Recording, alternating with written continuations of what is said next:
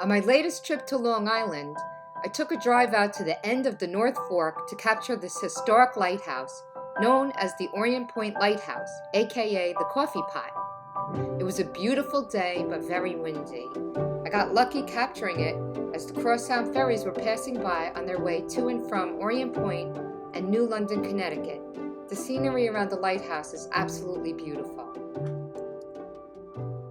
And now for part 1, drone scenes of the Orient Point Lighthouse.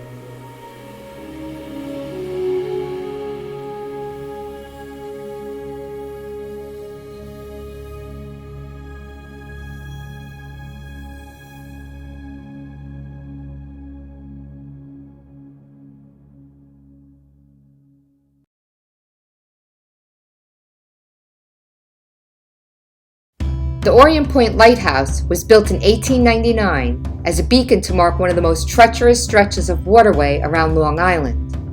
It marks the deep and narrow gap between Orient Point and Plum Island, known as the Plum Gut. At ebb tide, the Long Island Sound can reach speeds exceeding 5 knots as it rushes through the gut.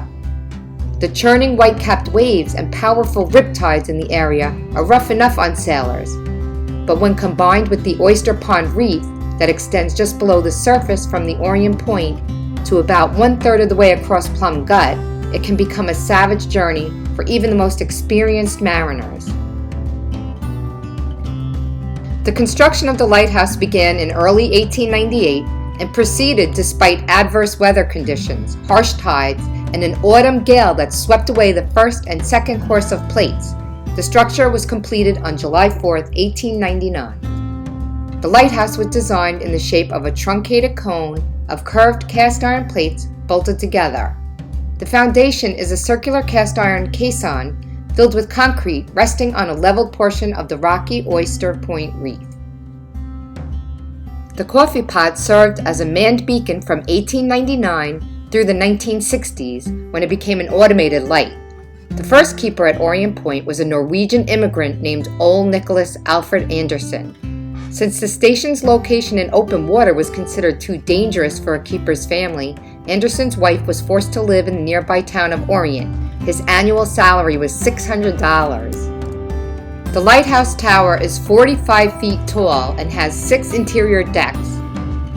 There is no public access to the lighthouse, but if you're interested in seeing it, you can either park by the ferry and walk along the rocky shore or hike the trail around the north side of the point. Or for the best view, you could take a ride on the Crossound Ferry.